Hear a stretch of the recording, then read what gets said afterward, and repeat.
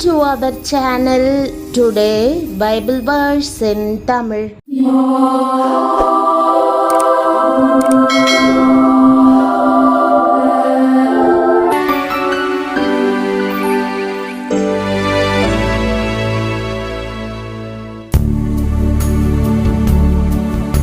இன்றைய வசனம் சங்கீதம் 16:8. கிறிஸ்துவுக்குள் பிரியமானவர்களே, நம்முடைய ஆண்டவரும் இரட்சகருமான இயேசு கிறிஸ்துவின் வல்லமையுள்ள நாமத்தில் உங்களை வாழ்த்துகிறேன். ஆண்டவர் தீங்கிலிருந்து உங்களை காக்கும்படி வாழ்வின் இக்கட்டுகளால் நீங்கள் அசைக்கப்படாதபடி உங்கள் அருகில் நிற்கிறார். கர்த்தரை எப்பொழுதும் எனக்கு முன்பாக வைத்திருக்கிறேன். அவரின் வலது பாரிசத்தில் இருக்கிறபடியால் நான் அசைக்கப்படுவதில்லை என்ற வாக்குதத்த வசனத்தை இன்று நாம் தியானிப்போம். இங்கு எப்பொழுதும் என்ற வார்த்தை கிறிஸ்துவின் பிரசன்னத்தை இடைவிடாமல் உணரச் செய்கிறது. சிலர் கர்த்தருடைய வாக்குதத்தங்கள் இஸ்ரவேலருக்கு தான் என்றும் பழைய ஏற்பாட்டில் உள்ள வாக்குதத்தங்கள் நமக்கானவை அல்ல என்றும் வாதிடுகிறார்கள். இல்லை, நம்முடைய கர்த்தர் நேற்றும் இன்றும் என்றும் மாறாதவர் என்பது போலவே அவருடைய வாக்குதத்தங்களும் எப்பொழுதும் மாறாதவைகள் என்பதால் அவை எப்பொழுதும் நம்முடையவைகளாய் இருக்கின்றன.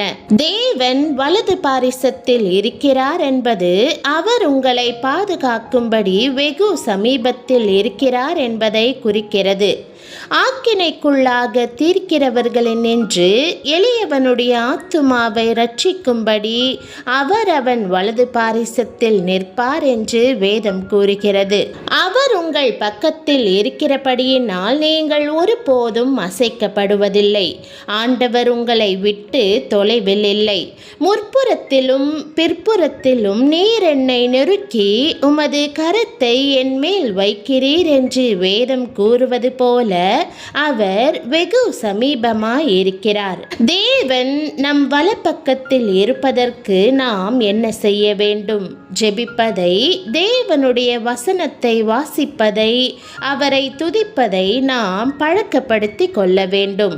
நாம் இவற்றை செய்யும் போது ஆண்டவர் எப்போதும் நம் பக்கத்தில் இருப்பார், வலப்பக்கத்தில் நிற்பார். ஓர் ஆங்கில மொழிபெயர்ப்பில் என் கண்களை எப்போதும் கர்த்தர் மேல் வைத்திருக்கிறேன் என்று எழுதப்பட்டிருக்கிறது. அவ்வாறே நீங்களும் தொடர்ந்து ஜெபித்து வேத வசனத்தை உங்கள் இருதயத்தில் வைத்து அவரை துதித்து உங்கள் கண்களை அவர் மேல் வைத்திருக்க முடியும். அதையே தாவீது, கர்த்தரை நான் எக்காலத்திலும் ஸ்தோத்தரிப்பேன், அவர் துதி எப்போதும் என் வாயில் இருக்கும் என்று சொல்கிறான்.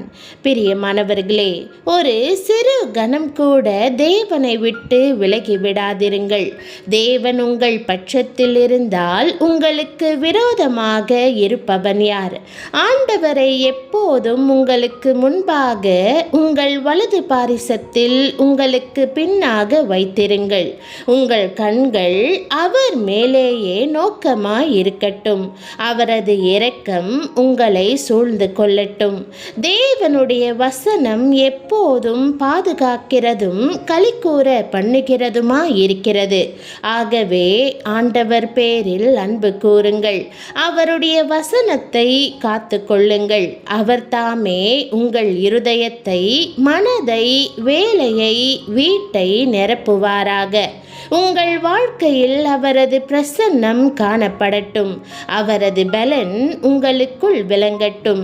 கர்த்தரை எப்போதும் உங்களுக்கு முன்பாக வைத்திருக்க இன்றே தீர்மானம் செய்யுங்கள். கர்த்தர் எப்பொழுதும் உங்களது மனமகிழ்ச்சியாய் இருக்கட்டும். ஆகவே தேவ பிரசன்னத்தை உணர்கிறது மட்டுமல்லாமல் எப்பொழுதும் அவரிலே மகிழ்ந்து களிக்கூற முற்படுங்கள். நான் அவர் அருகே செல்ல பிள்ளையா இருந்தேன் என்பதே உங்களுடைய வாழ்க்கையின் சாட்சியா இருக்கட்டும். அவர் எப்பொழுதும் உங்களோடு இருக்கிறார். அவர் எப்பொழுதும் உங்களோடு இருக்கிறார். ஒருபோதும் அவர் அவர் உங்களை விட்டு விலகுவதும் இல்லை, ஒருபோதும் உங்களை கைவிடுவதும் இல்லை. மட்டுமல்ல, அவருடைய வார்த்தைகளை எப்பொழுதும் உங்களுக்கு முன்பாக வைத்திருங்கள். எப்பொழுதும் அவருடைய ஆலோசனையின்படி நடவுங்கள். அவரது கட்டளைகளுக்கு செவி கொடுத்து கை கொள்ளுங்கள். வேதம் சொல்லுகிறது, நீ உன் தேவனாகிய கர்த்தரிடத்தில் அன்பு கூர்ந்து அவருடைய பிரமாணங்களையும் அவருடைய கட்டளைகளையும் அவருடைய நியாயங்களையும் அவருடைய கற்பனைகளையும் எப்பொழுதும் கை கொள்வாயாக.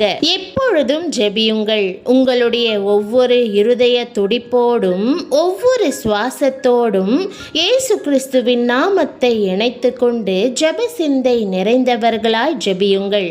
கர்த்தர் உங்கள் ஜெபங்களுக்கு பதிலளிப்பார் என்கிற விசுவாசம் உங்களுக்குள் எப்பொழுதும் இருக்கட்டும். அப்பொழுதுதான் உங்களால் ஊக்கமாக ஜெபிக்க முடியும். கிறிஸ்துவின் ஜெபத்தை பாருங்கள். அவர் பிதாவை நோக்கி, நீர் எப்பொழுதும் எனக்கு செவி கொடுக்கிறீர் என்று நான் அறிந்திருக்கிறேன். கர்த்தரை எப்பொழுதும் உங்களுக்கு முன்பாக வைத்திருக்கும் போது அவரை துதியாமல் ஸ்தோத்திரியாமல் இருக்கவே முடியாது. தாவீது தீர்மானமாய் சொன்னார், கர்த்தரை நான் எக்காலத்திலும் ஸ்தோத்தரிப்பேன், அவர் துதி எப்போதும் என் வாயில் இருக்கும். உங்களுக்கு அந்த அனுபவம் உண்டா? தாவீதை போன்று எப்பொழுதும் துதிக்கிறீர்களா? தாவீது தனது ஆரம்ப கால சங்கீதங்களில் பலவற்றையும் வேண்டி கேட்டுக்கொண்டிருந்தார். ஆனால் பிந்தைய சங்கீதங்களில் எப்பொழுதும் கர்த்தரை துதிக்கவும் ஸ்தோத்தரிக்கவும் தீர்மானம் செய்தார். அவருடைய உள்ளம் துதியினால் மிகவும் நிறைந்திருந்தபடியால் தன் ஆத்துமாவை பார்த்து, அல்லேலூயா, என் ஆத்துமாவே கர்த்தரை துதி, நான் உயிரோடு இருக்கும் மட்டும் கர்த்தரை துதிப்பேன், நான் உள்ளளவும் என் தேவனை கீர்த்தனம் பண்ணுவேன் என்று சொல்லுகிறதை பாருங்கள். பிரியமானவர்களே, கர்த்தரை எப்பொழுதும் உங்களுக்கு முன்பாக வைத்து எப்பொழுதும் அவருடனே மனமகிழ்ச்சியாய் இருங்கள்.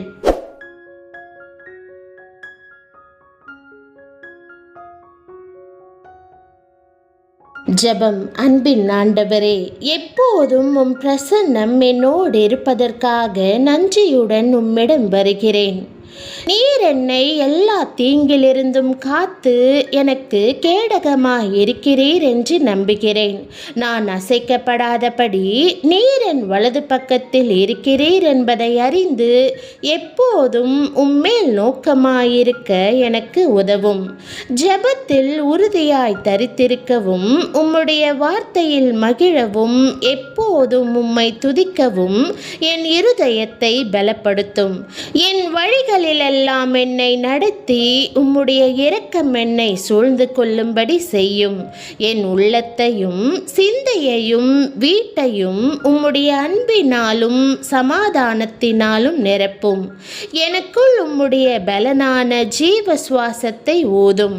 உம்முடைய பிரசன்னத்திலிருந்து நான் விலகிவிடாமல் எப்போதும் உமக்கு அருகிலேயே இருக்கும்படி செய்யும். இப்போதும் எப்போதும் உம்முடைய பாதுகாப்பின் மேலும் அன்பிலும் நம்பிக்கை வைத்து இயேசுவின் நாமத்தில் ஜெபிக்கிறேன் நல்ல பிதாவே, ஆமேன். என் ஆத்துமாவே கர்த்தரை ஸ்தோத்திரி, என் முழு உள்ளமே அவருடைய பரிசுத்த நாமத்தை ஸ்தோத்திரி. என் ஆத்துமாவே கர்த்தரை ஸ்தோத்திரி, அவர் செய்த சகல உபகாரங்களையும் மறவாதே. ஆமேன். தேவனுடைய நாமம் மகிமைப்படுவதாக. ஆமேன்.